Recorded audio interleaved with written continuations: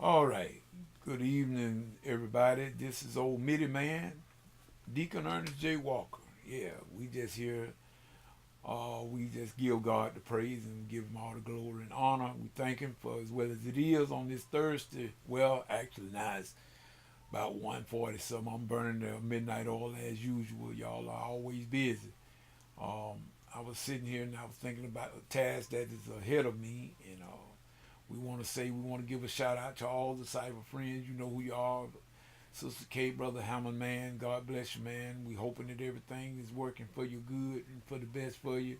All of you, Brother David Maxwell, Brother L.A., Brother Hardin Cliff, Brother J.T., all of you, Sister Adrian, Lady D, the one, Brother Orange Flavor, your mom, Vaughn, all of you that been so heavy on my mind lately, and Peggy and Brother L.A., I haven't heard from y'all in a good while. I've been off base a little bit, but we thank God for each and every one of you, all of you.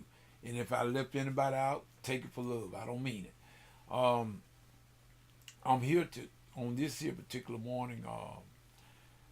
I got something that I'm going. I got a task ahead of me that I must do on Saturday around 1 o'clock. That I really don't want to do it, but I must do it if the Lord say so, if the Lord will. And one of my choir members and longtime dear friend, her and her husband, just like my big brother and big sister, and that's Sister Chris Hope and Brother Freddie Hope, like big brother and big sister to me. Been knowing them for quite a few years, and her mom passed on this past Sunday. And this past Sunday night, her mom did graduate from labor to reward. And Chris have asked me to that I would speak on at the funeral, which I will be the one playing at the funeral. I will be doing the keyboard playing at the funeral with my third Sunday church at the Pleasant Grove AME Church with along with the choir and everything. But we have she have a guest that's supposed to be Miss Luella Knight. Yeah, all some of you know her. She's that lady that sang "Walking in the Light" from the Georgia Mass Choir. She's the one that led that song with Georgia Mass Choir a few years back. I have played for Miss Luella on numerous occasions. Back before my illness and everything, I played for people. I must admit, these old hands from the diabetes and everything, and I got nerve damage. It got me in my hands as well, especially my left hand. So they are not what they used to be, but nevertheless, I told Sister Chris, I said, Chris, I said, you make sure you tell Miss Luella that I know Miss Luella gonna sing regardless. I know she's gonna sing. I said, but just bear with the old Mitty man. I'm not the way I used to be. I got a little deficiency here, but we're gonna do what we can. And so I'm also is tasked with speaking over her mom as a friend. And I knew that come I knew that come Saturday I will not have the ample time to do it justice. So therefore I wanted to say a few words of comfort to the family on this night as I sit here before this camera, and those of them that can view it on maybe Facebook, I'm gonna probably put it on Facebook or YouTube or probably both, that they will be able to just get a good. I wanted to make certain that I did a good job, and I've been dealing with it. Not that I had to think of anything to say because, like I said, I affectionately call her Miss Lucille. It's been I've been knowing Miss Lucille for I know in the plus of over 25 years because see I really knew her before I I I knew her before I really uh, uh, knew Chris because I knew her first, but I didn't know she was Chris' mom. But nevertheless, when I became acquainted with Christine and Fred through by me playing at Pleasant Grove AME, which really and truly been ever since 1994. Well, actually, yeah, 93. I started with them in 93, really. To a degree, it was 93, I believe it was. But see, that's how. Let me see. Yeah, 93. I believe it was 93 or 94. One of those, I think it was, but I believe it was 93. But could have been 94. But at least it been on plus 25 years. So we became we became close during this here time that I was being with Chris, her daughter, and like I said, Fred's her son-in-law and everything. And we just became close and close. And then again, me and Miss Lucille, God bless her, we had something in common. In other words, and used to, we all had a gentleman which is a member of my church. I'm a deacon of Antioch Missionary Baptist Church, and one of the members there, God bless him, he graduated as well a few years back with Mr. Bud Fold. And a lot of us know Mr. Bud Fold. A lot of us know Mr. Bud Fold. And me and Miss Lucille, we used to sometimes we would meet up over there and everything. We all be going by Mr. Bud Fold because all of us had something in common. We loved to sip that gin. And I'm gonna say it like this here now. Really and truly, Miss Lucille did the sipping. I drank. I didn't know nothing about sipping. I just be honest with you and just tell it like it is. I just really drank. So, but and sometimes I used to get on Miss Lucille. I said, Miss Lucille, you drink too slow. I be want to go fast. I want to get it all. Miss Lucille be done drink $1 shot, and I be done drink about a half pint. That's just the way it was with me. But we used to talk a lot. Me and Miss Lucille, she always had something very positive to tell me. I don't know how she were with all of you.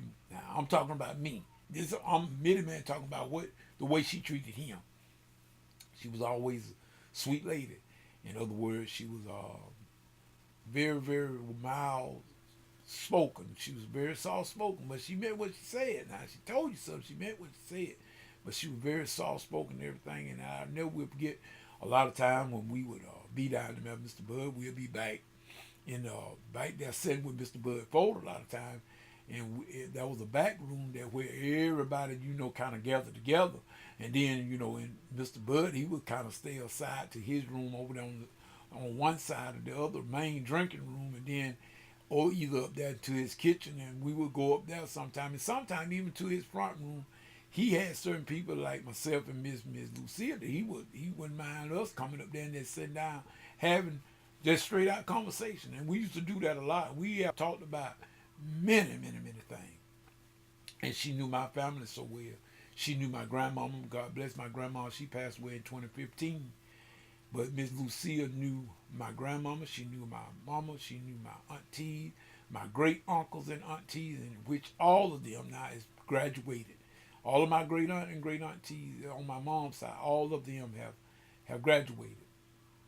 Now, in other words, but nevertheless, she knew all of them when they was living, and they used to do a lot of farm work together. And Miss Lucille used to tell me about how they used to have such a good time, how they used to go and party. Back in the day, it was young people don't know nothing about this. The real young people don't know nothing about no Saturday night supper.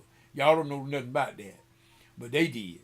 And even to me, I'm old enough to know something about the Saturday night suppers, even though I was small.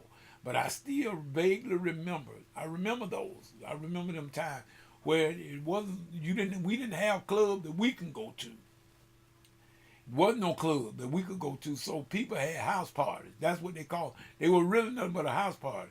Somebody had a party at their house, and they called it Saturday night supper. Everybody joined up together, and they met there, and they partied. That's what it was. People, it was a party, a big party.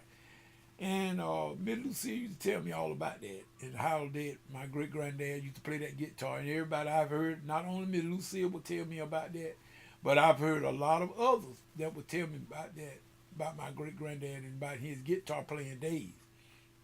But at any rate, y'all, I know that we're gonna be able to do all this here justice on Saturday. So I just wanted to let the family know that Miss Lucille would be greatly missed. In other words, and I know that she have told me a lot of things, even to the fact of back in the day, right before our Pastor before Pastor Walton got to Pleasant Grove AME, me and Miss Lucille on numerous of third Sunday, we would stand out there up under that oak tree out there at the church, and she would talk because we were going through some things at that time. We won't mention them, what they were, but we were going through some things up there at Pleasant Grove at that time, and Miss Lucille would always talk, and she would tell me, don't worry about it, say God will take care of it after a while. She always used to say that. Like I said, Miss Lucille was very, very soft-spoken, but whatever she told you, regardless, she meant what she said, and then you could just about put your foot on it and bank on it. When she told you something, you could just about look for it to happen too.